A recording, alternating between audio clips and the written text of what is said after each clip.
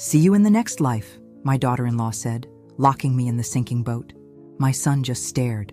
They left me to drown, held my funeral, and claimed my inheritance. But I survived. When I appeared in the middle of my own funeral, the look on their faces was priceless. Where are you watching from today? Drop your location in the comments below and hit that like and subscribe button. But let me back up and tell you how I ended up fighting for my life in the middle of Lake Morrison at 2 a.m, watching my own family sail away while water rushed through the hull beneath my feet.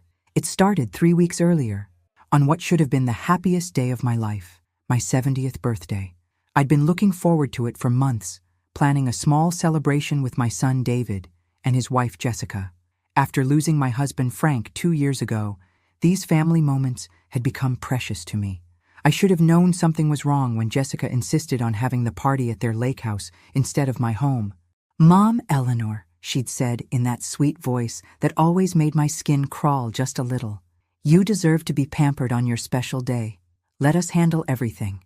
David had nodded enthusiastically, his dark eyes bright with what I thought was affection. "Mom, you've done so much for us. It's time we returned the favor." And they had done so much for me, hadn't they? Moving in to help after Frank's death, managing my finances when I felt too overwhelmed to handle them myself, taking care of the house maintenance I couldn't manage alone. Such devoted children. The birthday dinner was perfect, I had to admit. Jessica had prepared all my favorites: pot roast with those little potatoes I loved, fresh green beans from the garden, and a chocolate cake that would have made Frank smile. We sat on their deck overlooking the lake, watching the sunset paint the water gold and red. "To Mom," David raised his wine glass, "the strongest woman I know." Jessica clinked her glass against his. "To family," she added, her smile not quite reaching her eyes. I should have paid attention to that smile. After 30 years as a high school principal, you'd think I would have developed better instincts for recognizing trouble. But grief does funny things to your judgment, and I was so hungry for their attention, so grateful to feel loved again. "I have something for you, Mom," David said, reaching into his jacket pocket. He pulled out an envelope, thick and official-looking. "We wanted to make this birthday extra special." Inside was a deed transfer. My house, the house Frank and I had bought as newlyweds, where I'd raised David, where every corner held 45 years of memories, now belonged to Jessica. "Sweetie, I don't understand," I said, my hands shaking as I read the document. "When did I sign this?" "Last month," Jessica said smoothly, "when you came over feeling so confused about those bank statements. Remember? We explained that it would be easier for me to handle your affairs, given your condition." My condition. That's what they'd started calling the moments when I felt overwhelmed by paperwork or forgot where I'd put my reading glasses. Normal signs of getting older that they'd somehow transformed into evidence of my incompetence. "But this is my home," I whispered. "And now it's safe," David said, his voice gentle but firm. "Mom, you've been struggling. The bills piling up, forgetting appointments. This way, you don't have to worry about anything." "What bills? I've never missed a payment in my life." They exchanged one of those looks, the kind that made me feel like I was watching a conversation I wasn't invited to join. "Mom," Jessica said carefully, "you've been sending checks to that charity scam again.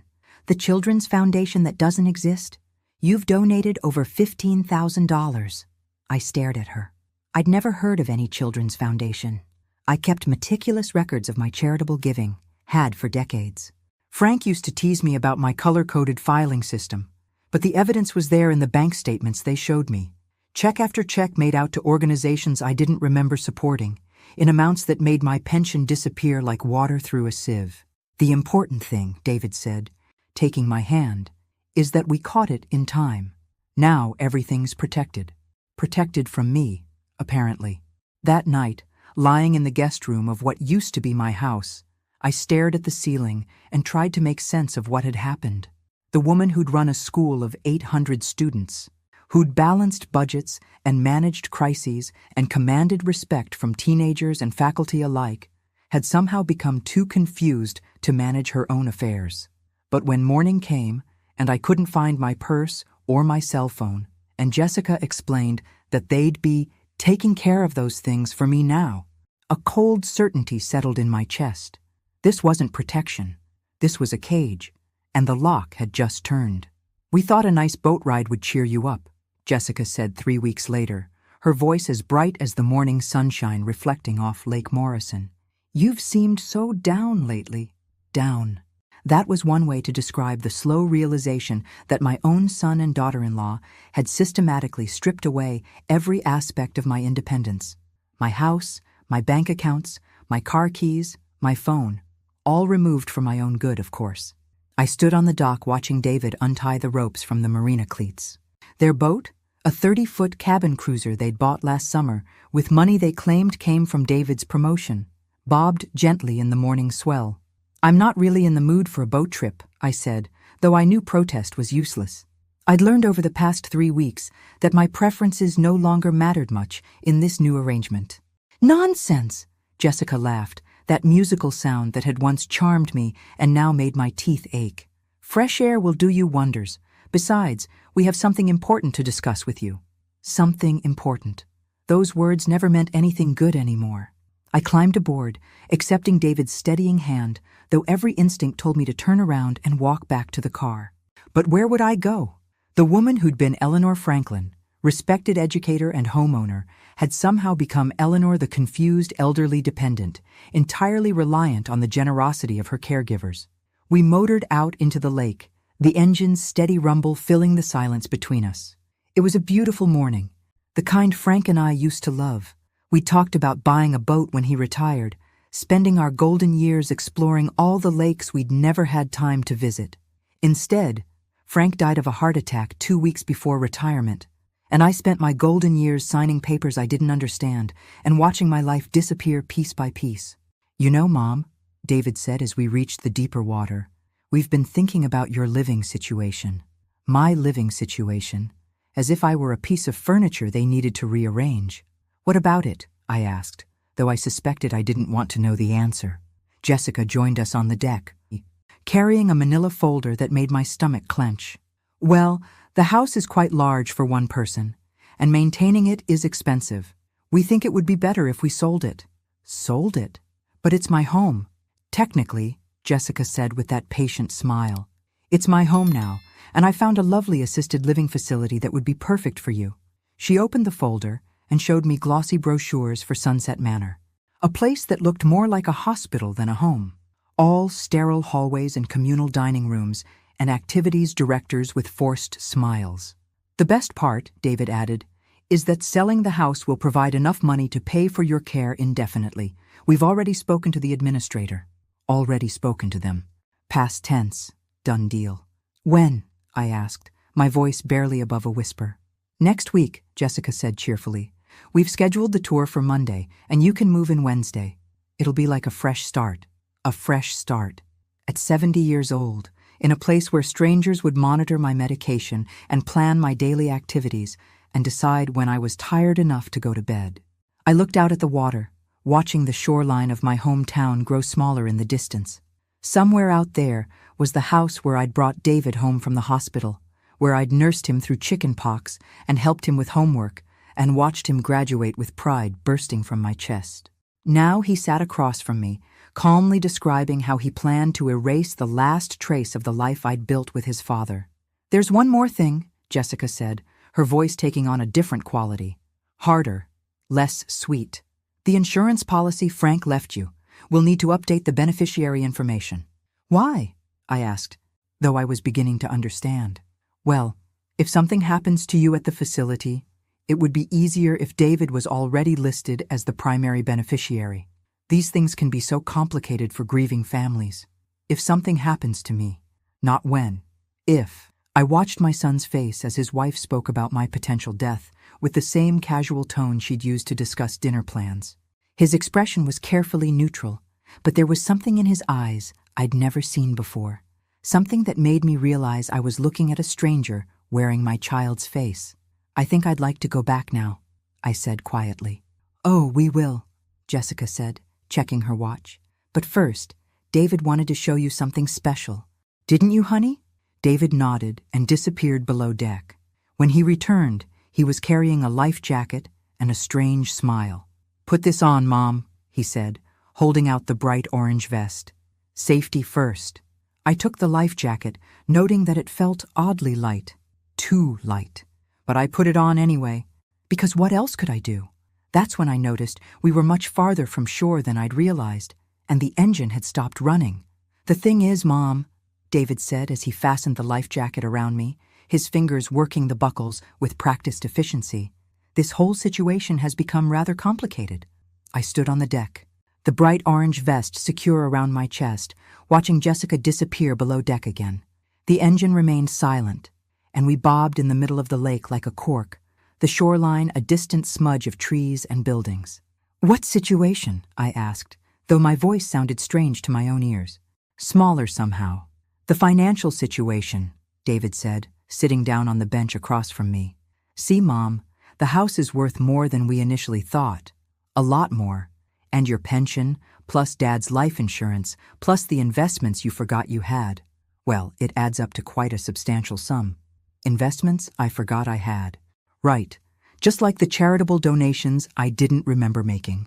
Substantial enough," Jessica called from below, "to be worth a significant inheritance tax if it passes to the next generation naturally." Naturally. Such an interesting choice of words.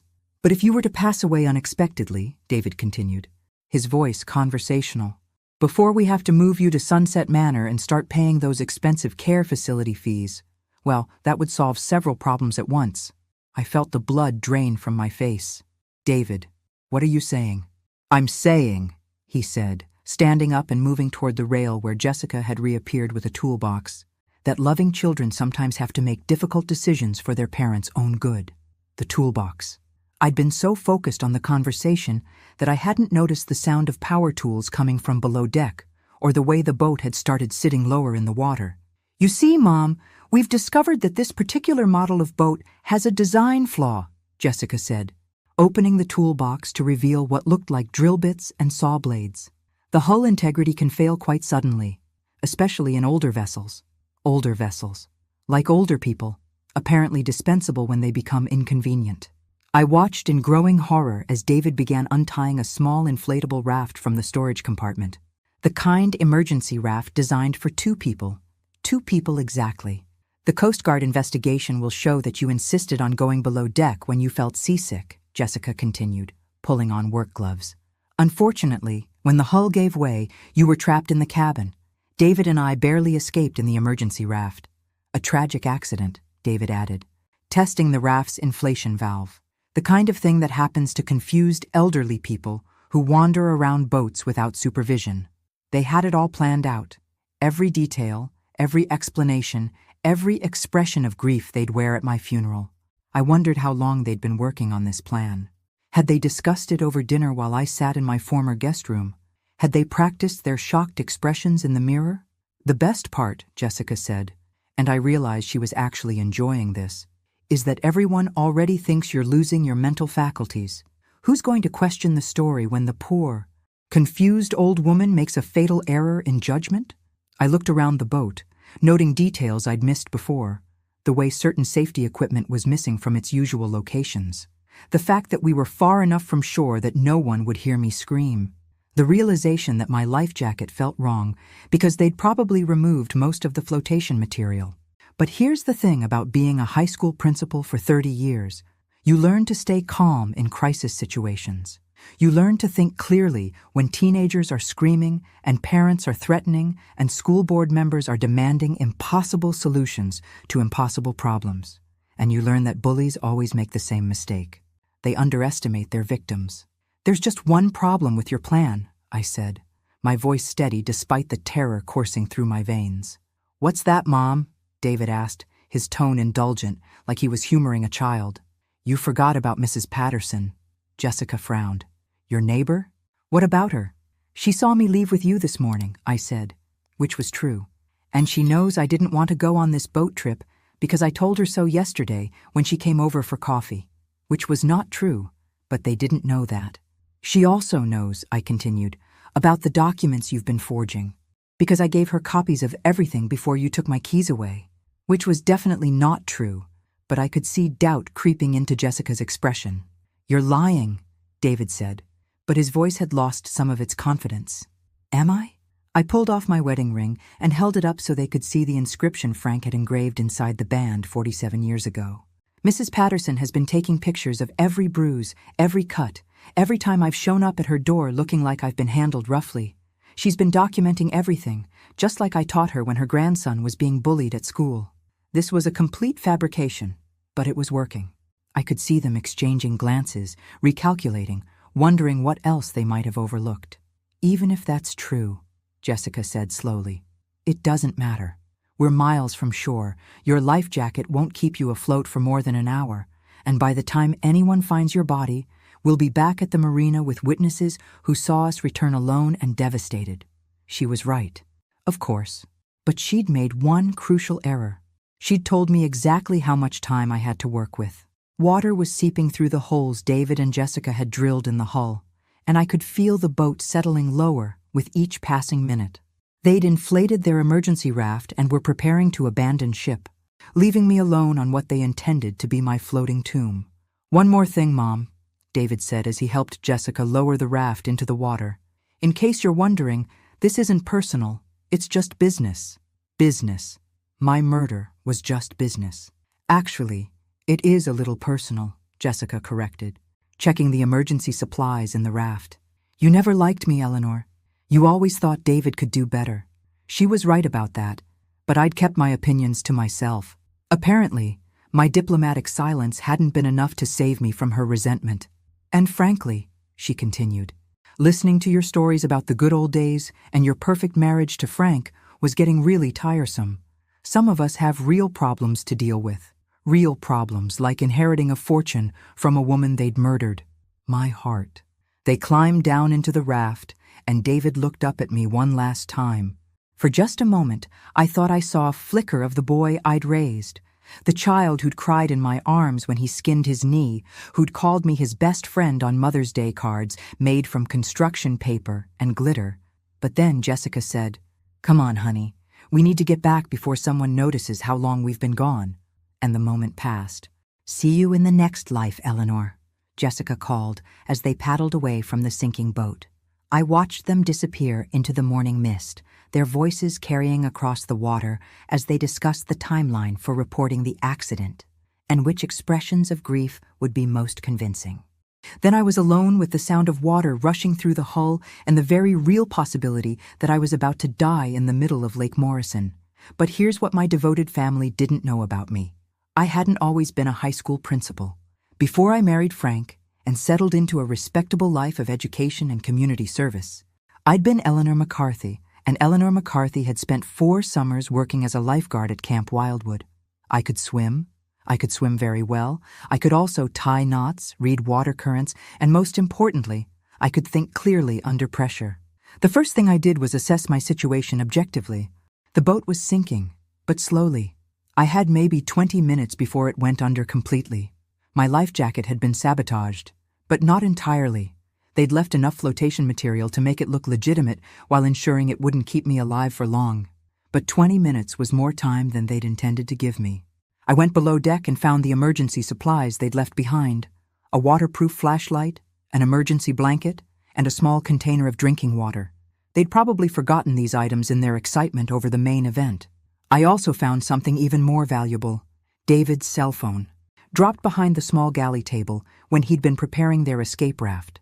The phone was locked, but I knew David. He'd been using the same 4-digit code since high school, the year he graduated. Some things never change, even in murderers. I called 911 and gave them my location as precisely as I could, based on landmarks I could still see in the distance. Then I called Mrs. Patterson, my actual neighbor who actually had been taking note of my increasingly strange behavior over the past few weeks. "Eleanor, where are you calling from? I thought Jessica took your phone." "Mrs. Patterson, I need you to listen very carefully," I said, keeping my voice calm and clear. "I'm on David's boat in the middle of Lake Morrison. They drilled holes in the hull and left me here to drown. I need you to call the sheriff and tell them to arrest David and Jessica when they return to the marina." There was a moment of stunned silence before Mrs. Patterson said, "Those monsters. I knew something wasn't right when I saw them loading equipment into their car at 5 this morning. Are you safe?" "For now," I said, watching the water level rise around my ankles. But I need to get off this boat. I hung up and pocketed the phone. Then I went back on deck and made my second crucial decision. I wasn't going to wait for rescue. I took off the sabotaged life jacket and found a better option, a seat cushion that was designed to function as a flotation device. It wouldn't keep me comfortable, but it would keep me alive long enough to swim to shore. The water was cold when I lowered myself over the side, but not dangerously so. September in Minnesota meant the lake temperature was still tolerable, especially for someone who'd once completed a 2-mile swim across the entire width of Lake Wildwood on a dare. I began swimming toward shore with steady, efficient strokes, conserving my energy and focusing on my breathing. Behind me, I could hear the boat's final death throes as it settled into its watery grave. I thought about David and Jessica, probably pulling up to the marina right about now, preparing to call the authorities with their tragic news. I thought about the tears Jessica would cry for the cameras, and the way David would hold her as they described my final, confused decision to go below deck just as the hull failed.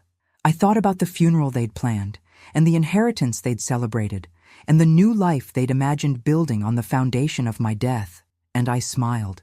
Because they were about to learn what every student who'd ever underestimated me had learned. Eleanor Franklin was much tougher than she looked.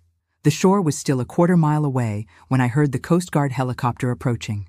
But I kept swimming, because I had plans for that helicopter, and for the very surprised expressions I was about to see at the marina. The Coast Guard helicopter spotted me about 50 yards from shore, just as I'd planned. The rescue swimmers pulled me from the water, wrapped me in thermal blankets, and kept asking if I was injured or in shock. "I'm fine," I told them, though my voice was hoarse from the cold and exertion. "But you need to get me to Morrison Marina immediately. There are 2 people there who just reported my death." The pilot radioed ahead, and by the time we landed at the marina, Sheriff Bradley and 3 of his deputies were already there, along with what appeared to be half the town. Word travels fast in small communities, especially when it involves boats sinking and elderly women dying tragically. I could see David and Jessica standing near the dock, surrounded by concerned neighbors and marina staff. Jessica was crying prettily into a handkerchief, while David spoke to a deputy in the low, broken tones of a grieving son. They looked up when the helicopter landed, probably expecting to see my body in a Coast Guard recovery bag. Instead, they saw me climbing out of the aircraft under my own power, dripping wet, but very much alive. The expression on Jessica's face was everything I'd hoped it would be, pure, undiluted horror. David went white as death and actually stumbled backward as if seeing a ghost, which, I suppose, from their perspective, he was. "David! Jessica!" I called out, walking toward them with the Coast Guard crew flanking me. "I'm so glad you made it back safely. I was worried about you when the boat started sinking." The crowd of onlookers fell silent, sensing that something wasn't quite right about this reunion. "Mom?" David's voice cracked on the word. "But how did you— We thought you were— drowned," I supplied helpfully. "Yes, I'm sure you did. But you forgot that I used to be a lifeguard.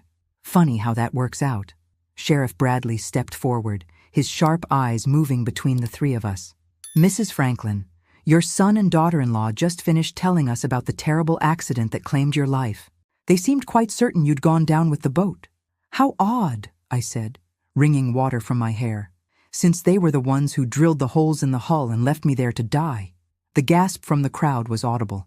Jessica made a choking sound and swayed as if she might faint. David opened and closed his mouth like a fish, but no words came out. That's impossible," Jessica finally managed. "Eleanor, you're confused. The trauma of nearly drowning has obviously affected your memory. We would never—" "You would, and you did," I interrupted, pulling David's cell phone from my waterproof pouch. "And fortunately, you left this behind.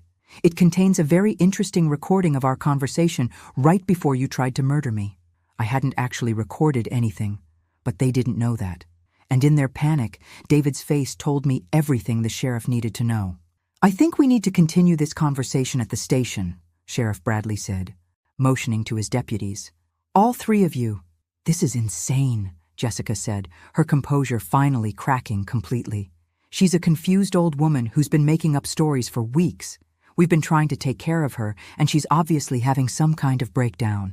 Mrs. Franklin, the sheriff said to me, would you be willing to submit to a medical evaluation to determine your mental competency? Absolutely, I said without hesitation. But first, I'd like you to examine the boat wreckage and compare the tool marks on those hull breaches to the equipment in David and Jessica's garage. I believe you'll find the drill bits match perfectly. This was a complete guess, but again, David's face confirmed I was right.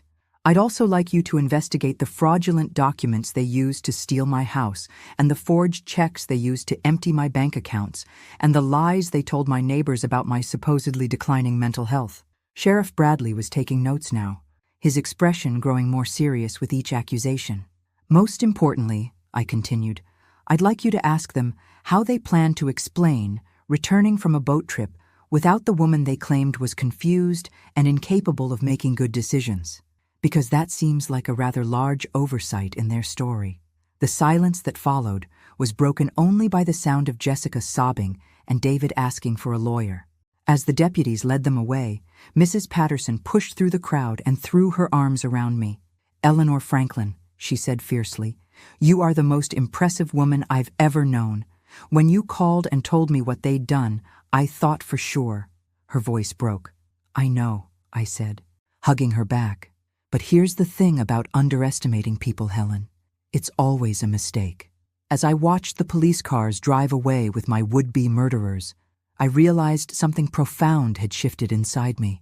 For weeks, I'd felt powerless, confused, dependent. I'd started to believe their narrative about my declining abilities and questionable judgment. But floating in that lake, swimming for my life, I'd rediscovered something I'd forgotten. I was Eleanor Franklin, the woman who'd turned around a failing high school, who'd stood up to angry parents and incompetent administrators and teenage bullies for 3 decades. I was not a victim. I was not confused. I was not done fighting, and I had a funeral to cancel. The interrogation room at the sheriff's station felt like stepping back into my old principal's office, that familiar tension of watching guilty parties squirm under pressure while trying to maintain their innocence. Through the one-way glass, I watched Jessica break first. She'd been crying for 3 hours straight, mascara streaking down her cheeks like black tears, while she insisted this was all a terrible misunderstanding. Mrs. Franklin, Sheriff Bradley said, turning to me, we found the tools in their garage. Drill bits match perfectly. Just like you predicted. Of course they did.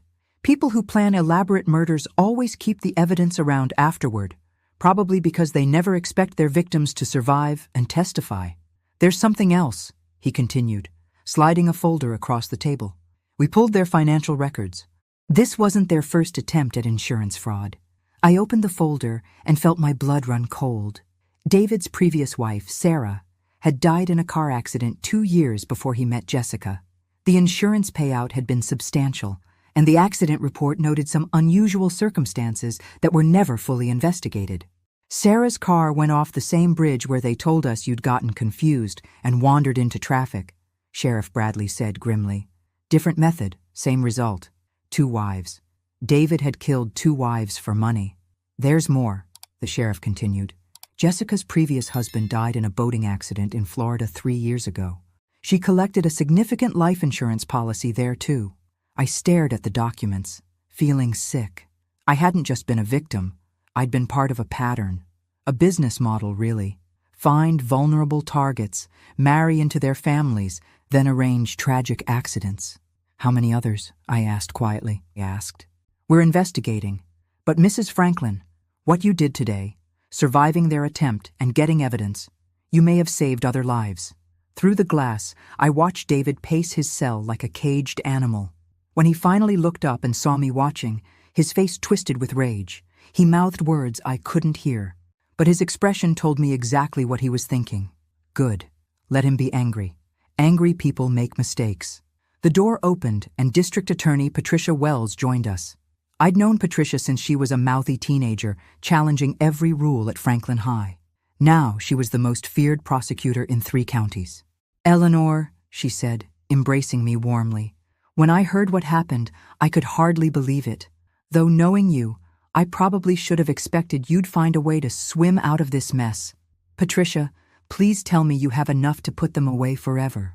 Attempted murder, fraud, conspiracy, and now we're looking at Sarah's death and Jessica's previous husband too.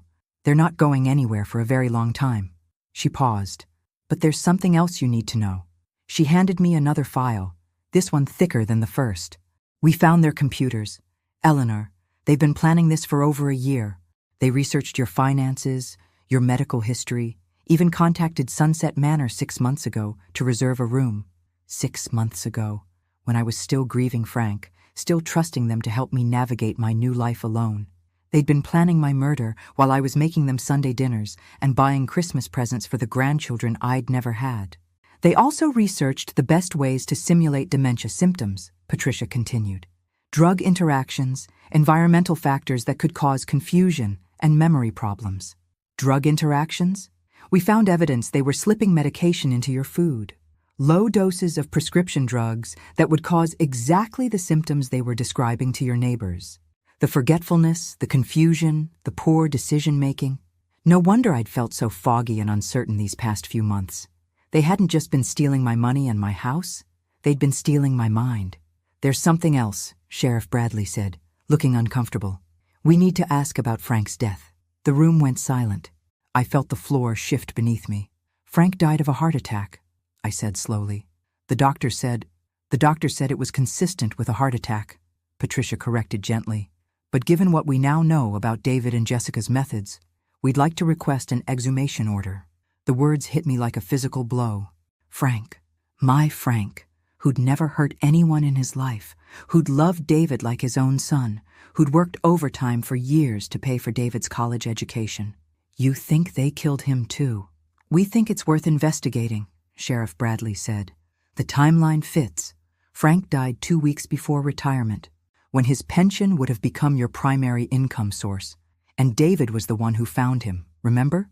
I did remember. David calling me at school, his voice broken with grief, telling me to come home immediately. Frank collapsed in the kitchen, David performing CPR until the ambulance arrived. David, who just happened to be visiting that morning for no particular reason. How long? I whispered. How long what? How long have they been murdering people for money? Patricia and Sheriff Bradley exchanged glances. We're still investigating, Patricia said carefully. But Mrs. Franklin, you may have uncovered one of the most sophisticated serial killing operations we've ever seen. Serial killers. My son was a serial killer, and I'd been his latest target. The door opened again, and Deputy Morrison stuck his head in. Sorry to interrupt, but Jessica's asking to make a deal. Says she has information about other victims. Other victims. More Sarahs, more Franks, more elderly people who'd trusted the wrong family members. I stood up, feeling every one of my 70 years. I want to hear what she has to say. Eleanor, you don't have to. Yes, I do, I interrupted. Those people died because I didn't see what was right in front of me. Frank died because I didn't protect him. The least I can do is make sure their families get justice too. Through the glass, I watched Jessica wipe her eyes and prepare to confess. She looked so young, so vulnerable. If I'd met her anywhere else, I would have thought she was someone's beloved daughter, maybe someone who'd made mistakes but deserved compassion. Instead, she was a monster who collected husbands and insurance policies like trophies. But here's what she didn't know about Eleanor Franklin. I'd spent 30 years dealing with manipulative teenagers who thought they could charm their way out of consequences. And I'd never met one yet who was smarter than me. We started small, Jessica said, her voice barely above a whisper in the conference room. She'd agreed to cooperate in exchange for a plea deal that would keep her off death row, though she'd still spend the rest of her life in prison. I sat across from her, taking notes like I was grading papers. Old habits die hard. My first husband, Robert, was genuinely accidental, she continued. He had a heart condition, and when he died during an argument we were having, I realized how easy it would be to make these things look natural. An argument. She'd probably been screaming at him about money when his heart gave out, then realized she'd hit the lottery. David was different, she said, glancing nervously at the recording equipment. When I met him, he'd already figured out how to make Sarah's car accident look convincing. We bonded over our similar experiences. Patricia took notes while Sheriff Bradley operated the video camera. They wanted every word documented for the families of the other victims. "How did you choose your targets?" Patricia asked. Jessica's composure slipped for a moment, revealing something cold and calculating underneath the tears. "Lonely people, widows, widowers, people with money but no close family to ask questions. David was perfect because he had you." She looked at me with something that might have been admiration if it hadn't been so twisted. "You were the ideal setup, recent widow, substantial assets, starting to seem a little forgetful, and David had legitimate access to your finances because you trusted him." "How many others?" I asked, my voice steady despite the rage building in my chest. "6 confirmed," she said. "Maybe more. David kept records, but he was careful about it. 6 families destroyed. 6 funerals where murderers sat in the front row, accepting condolences and cashing insurance checks." "Tell us about Frank," Sheriff Bradley said. Jessica's face went blank. "What about him? Did David kill his stepfather?" "Frank wasn't supposed to die yet," she said, and the casual tone made my stomach turn.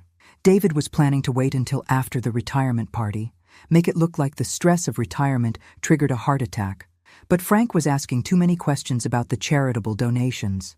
The charitable donations that didn't exist. Frank had noticed the discrepancies in our bank statements before I did." "David panicked and moved up the timeline," Jessica continued.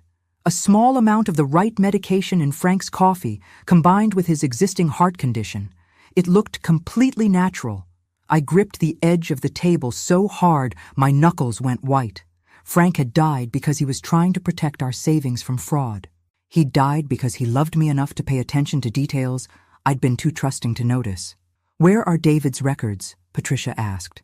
"Storage unit on Highway 9, Unit 847. The key is in his desk drawer at home." Jessica paused. "There's something else you should know. We weren't working alone." The room fell silent except for the hum of the recording equipment. "What do you mean?" Sheriff Bradley asked. "There's a network, people who specialize in this kind of thing.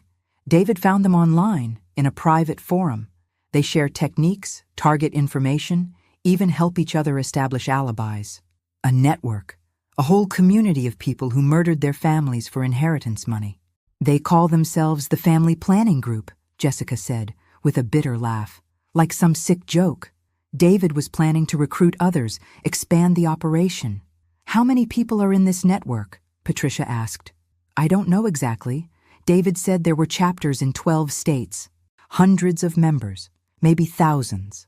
I thought about all the elderly people who died in accidents over the past few years.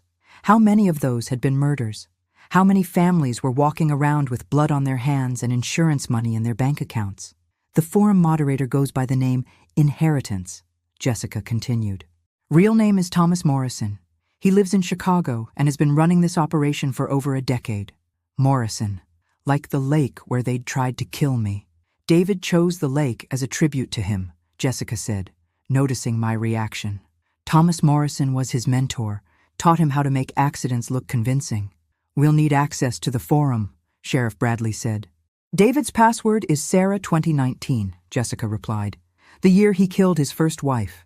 The casual way she said it, like she was giving out a recipe for chocolate chip cookies, made me want to reach across the table and shake her until her teeth rattled. But I had a better idea. "Jessica," I said, leaning forward, "I want you to do something for me." She looked surprised. "What?" "I want you to contact this Thomas Morrison and tell him that the Eleanor Franklin operation was successful. Tell him David and you are ready for your next assignment." Patricia started to object, but I held up my hand. "You want to catch the whole network, don't you?" I continued.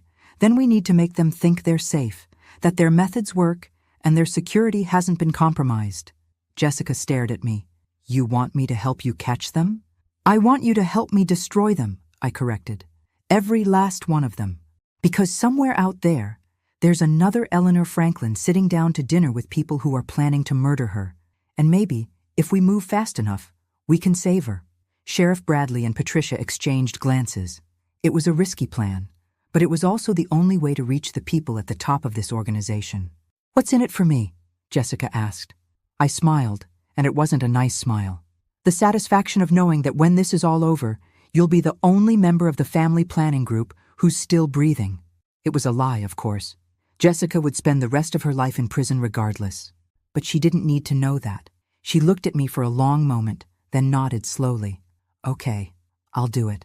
As we prepared to set up the undercover operation, I realized something had fundamentally changed inside me.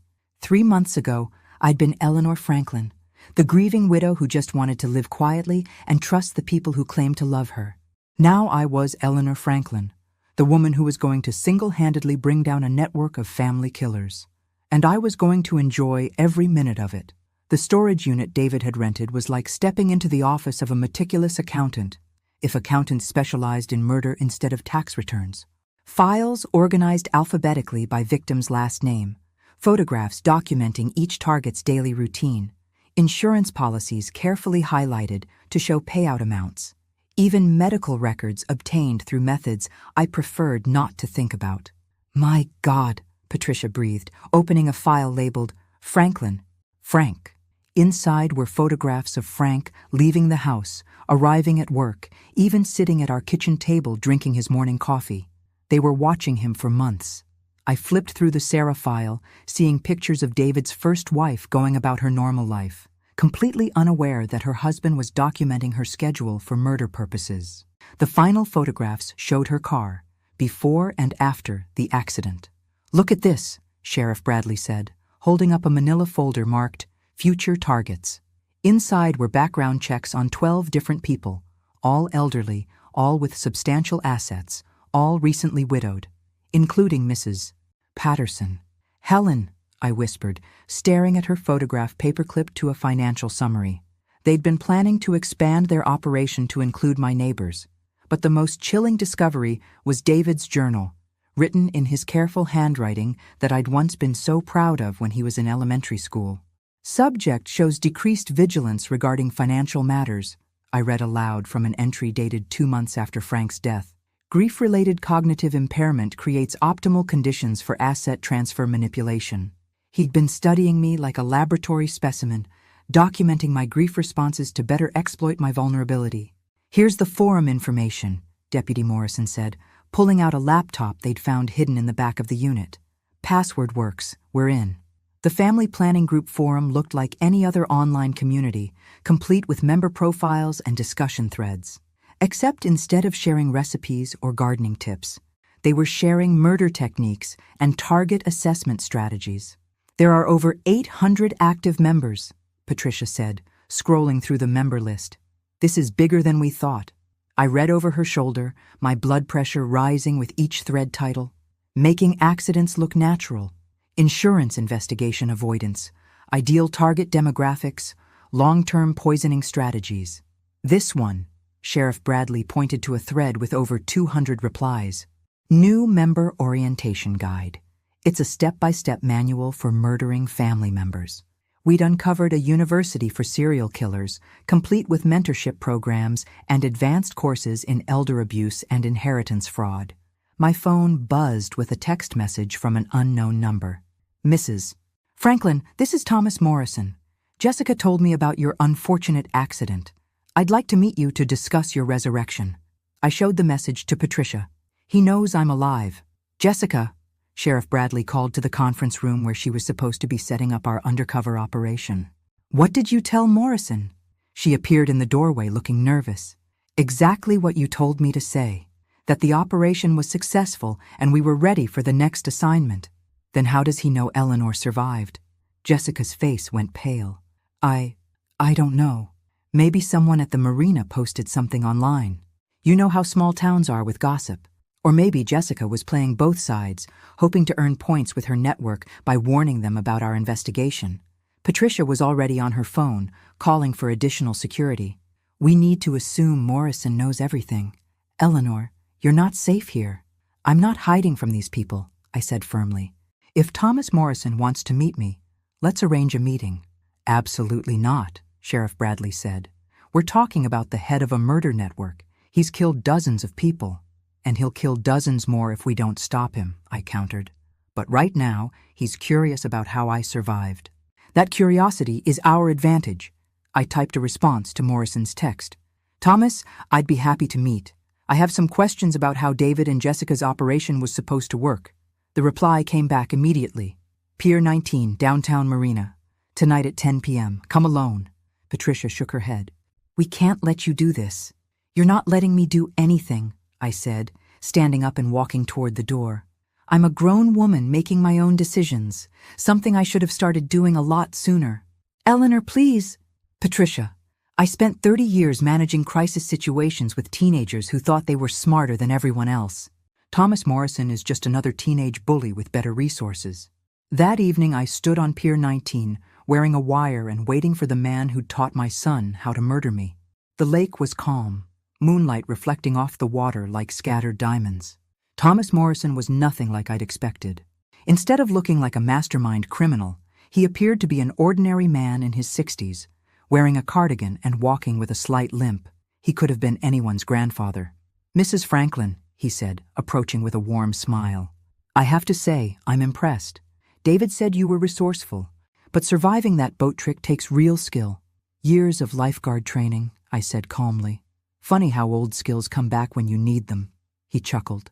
Indeed. You know, I've been in this business for 15 years, and I've never had a target not only survive, but actively pursue their would-be killers. It's fascinating. Business. He called murdering families a business. I'm curious about something, Thomas, I said. How did you know I was alive? His smile widened. Because I've been watching you for months, Eleanor. David was talented, but he was impatient. I prefer a more thorough approach. That's when I noticed the red laser dot dancing on my chest. You see, Thomas continued, David's mistake wasn't in the execution of your murder. His mistake was in not verifying your death before celebrating his success. The sniper was positioned somewhere behind me, probably on one of the boats moored in the harbor. But don't worry, Thomas said kindly. This will be much quicker than drowning, and much less traumatic for the witnesses who'll find your body tomorrow morning. That's when I smiled. Thomas, you made the same mistake David and Jessica made. What's that? You underestimated me. I raised my hand, and every light on every boat in the marina suddenly blazed to life as FBI agents emerged from their hiding places. The red dot on my chest disappeared as a SWAT team sniper took out Morrison's shooter. You see, I said as agents surrounded Morrison, when you've been a high school principal for 30 years, you learn to plan for every possible scenario, including the one where the master criminal thinks he's smarter than the retired educator. Thomas Morrison's face went from confident to terrified in the space of a heartbeat. Mrs. Franklin, he said as they cuffed him, you don't know what you've done. This organization is bigger than you can imagine. You'll never be safe. Maybe not, I agreed. But hundreds of potential victims will be, and that's more important than my safety. As they led him away, I thought about Frank, about Sarah, about all the other victims who'd trusted the wrong people and paid with their lives. Tomorrow, the FBI would begin arresting family planning group members across 12 states. The network that had operated in shadows for over a decade was about to be destroyed by one very angry principal who refused to become another statistic. But tonight, I was going home to my house, the one I'd taken back from Jessica, to sleep in my own bed for the first time in months, and I was going to sleep very, very well. 3 months later, I was testifying before a Senate subcommittee on elder abuse, explaining how a network of family killers had operated undetected for over a decade. Senator Williams, I said, looking directly at the committee chair, the family planning group succeeded because no one wanted to believe that children would murder their parents for money. We made it easy for them by dismissing signs of abuse as normal family stress. The hearing room was packed with families who'd lost loved ones to network members. Some had suspected murder, but couldn't prove it. Others were learning for the first time that their relatives had been killed rather than dying naturally. Mrs. Franklin, Senator Williams asked, in your opinion, how many victims were there nationally? Based on the evidence we've recovered, at least 400 confirmed murders over the past 10 years. Potentially twice that number when we include suspicious deaths that are still being investigated. 400 families destroyed by people they trusted most. The number was staggering, but it represented only the cases we could prove. And the financial losses? Over $60 million in stolen inheritances, insurance fraud, and asset theft. But the real cost can't be measured in money. During a break in the testimony, Patricia pulled me aside with disturbing news. Eleanor, We have a problem. 3 of the family planning group members we arrested were released on bail yesterday. What? How is that possible? Expensive lawyers and technicalities. They're arguing that the evidence from the forum was obtained illegally. Patricia looked exhausted. We might lose some of these cases. Which members? Thomas Morrison's lieutenants. Marcus Webb from Denver, Sarah Chen from Phoenix, and Jennifer Martinez from Dallas. They ran the 3 largest regional chapters. I felt a chill run down my spine. Where are they now? Unknown. They disappeared within hours of making bail. That afternoon, while reviewing my testimony notes in my hotel room, I received a call from an unknown number. Eleanor Franklin? The voice was electronically disguised. You've caused considerable disruption to our organization. I certainly hope so, I replied, signaling to Patricia to start tracing the call. You cost us millions of dollars and exposed years of careful work. That requires a response. Let me guess. You're going to threaten my life? The voice chuckled. Nothing so crude. We're going to do something much more creative. The line went dead. Within an hour, my phone was ringing with calls from neighbors, friends, and reporters. Someone had posted detailed information about my financial situation, medical records, daily routines, and home security system online. They've made you a target for every con artist and criminal in the country, Patricia said grimly. Your personal information is all over the dark web. But the real shock came that evening, when I returned home to find Mrs. Patterson in tears on her front porch. Eleanor? They took Charlie, she sobbed, referring to her 12-year-old grandson who lived with her. Took him where? I don't know. 2 men came to the door this afternoon saying they were from Child Protective Services. They had official-looking paperwork claiming I was an unfit guardian. They took Charlie and said they'd be in touch about when I could see him again. My blood ran cold. The family planning group had evolved beyond just murdering elderly family members. They'd started targeting the people who'd helped bring them down. Mrs. Patterson, those men weren't from CPS. They were kidnappers. What? But they had badges, official forms, all fake. This is retaliation for helping me survive their murder attempt. I called Patricia immediately. They've escalated. It's not just threats anymore. They're kidnapping family members of witnesses. We'll find Charlie, Patricia promised. But Eleanor, you need to disappear until we can arrest the remaining network members. They're clearly willing to hurt innocent people to get to you. I'm not disappearing, I said firmly. But I am going to end this. That night, I did something that would have horrified the old Eleanor Franklin. I contacted Thomas Morrison in federal custody and offered him a deal. Thomas, your organization is falling apart. Your lieutenants are desperate enough to kidnap children. That's going to bring heat you can't survive. What do you want? Eleanor, I want the location of every safe house, every planned operation, and every member still operating freely. In exchange, I'll testify that you cooperated with the investigation. And why would you do that? Because a 12-year-old boy's life is worth more than my revenge against you. Thomas was quiet for a long moment. They have contingency plans you don't know about, Eleanor. Burning down the network will be dangerous for everyone involved. More dangerous than letting them continue murdering families? Meet me tomorrow at the federal facility. I'll tell you everything I know. But Eleanor, once we start this, there's no going back. They'll never stop hunting you. Good, I said. I'm tired of running from bullies. The next morning, I walked into the federal detention center carrying a list of every family planning group member Thomas had identified, along with their current locations and planned operations. What I learned in that meeting would either save hundreds of lives or get me killed. But at 70 years old, having already survived 1 murder attempt and dismantled a national killing network, I was discovering that Eleanor Franklin was much braver than she'd ever imagined.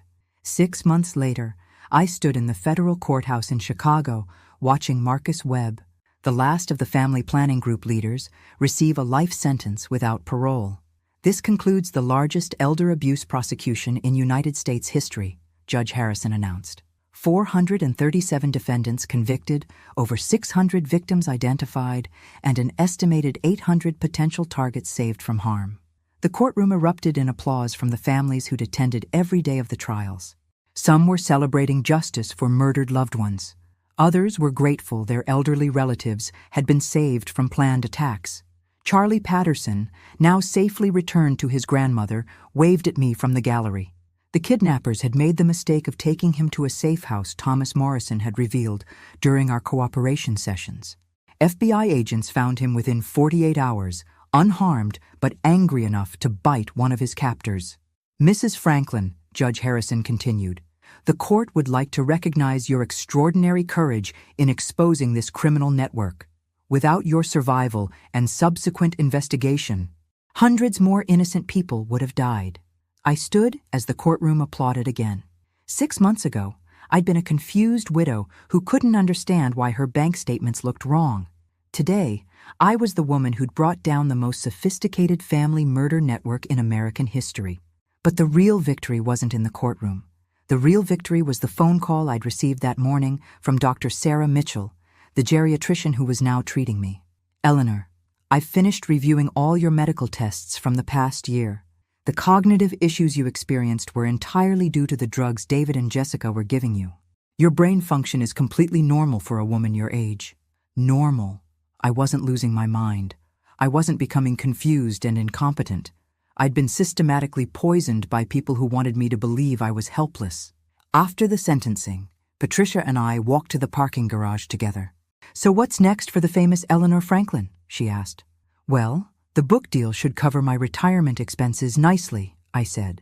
And the movie rights will fund the foundation I'm starting. Foundation? The Frank and Eleanor Foundation for Elder Protection. We're going to teach families how to recognize financial abuse and provide legal support for elderly victims. Patricia smiled. Let me guess. You're going to be personally involved in every case. Someone has to. These criminals count on their victims being too ashamed or confused to fight back. But they've never dealt with a whole foundation full of angry grandmothers who know exactly how their games work. As we reached my car, Patricia handed me a final envelope. What's this? A letter from David. He wants to see you. I looked at the envelope without opening it. What does he want? Forgiveness, probably. Or maybe he wants to explain why he did it. I thought about the son I'd raised. The little boy who'd made Mother's Day cards and called me his best friend. Then I thought about the man who'd drilled holes in a boat hull and watched me struggle in the water while planning which restaurants he'd visit with my inheritance money. You know what the difference is between David and Thomas Morrison? I asked Patricia. What? Thomas Morrison was a stranger who chose to become evil. David was my child who chose to become a monster. That's actually worse. I tore up the envelope without reading it. Some people don't deserve forgiveness, Patricia. They deserve consequences. That evening, I sat in my reclaimed living room, surrounded by the belongings David and Jessica had inventoried for sale. My wedding photos were back on the mantel. Frank's chair sat in its proper place by the window. The house felt like home again. Mrs. Patterson knocked on the door, carrying a plate of cookies and a bottle of wine. Celebration dinner? She asked. Perfect, I said, letting her in. I was just thinking about how much has changed. We settled in the kitchen where it all started, where I'd first noticed the strange bank statements and Jessica's too convenient explanations. Do you ever regret fighting back? Mrs. Patterson asked. I considered the question while pouring wine. 6 months ago, I could have simply disappeared into Sunset Manor, let them steal everything Frank and I had worked for, and lived out my days in confused, medicated docility. Helen, do you know what I learned from all this? What? At 70 years old, I discovered I was much stronger than anyone ever gave me credit for, including me. I raised my wine glass in a toast. To Frank, who would be proud that I finally stopped letting people underestimate me. To all the victims who didn't survive to get justice, and to the fact that sometimes the best revenge isn't getting even. What is it then? I smiled, thinking about the Foundation's first case, a 75-year-old woman in Seattle whose son was trying to steal her retirement savings using methods remarkably similar to David and Jessica's playbook. Unlike me, she wouldn't have to figure out the game alone. The best revenge, I said, is making sure it never happens to anyone else. Outside, the lake where they'd tried to kill me reflected the moonlight like scattered stars. Tomorrow, I'd wake up in my own house, drive my own car, and manage my own money. I'd use Frank's life insurance, the money they'd killed him to steal, to protect other families from experiencing our tragedy. David and Jessica would spend the rest of their lives in prison, remembered only as cautionary tales about greed and betrayal. But Eleanor Franklin? Eleanor Franklin would be remembered as the woman who refused to be a victim, who turned her survival into salvation for others, and who proved that you're never too old to fight back against people who underestimate you. At 70 years old, I was just getting started. Thanks for listening. Don't forget to subscribe and feel free to share your story in the comments. Your voice matters.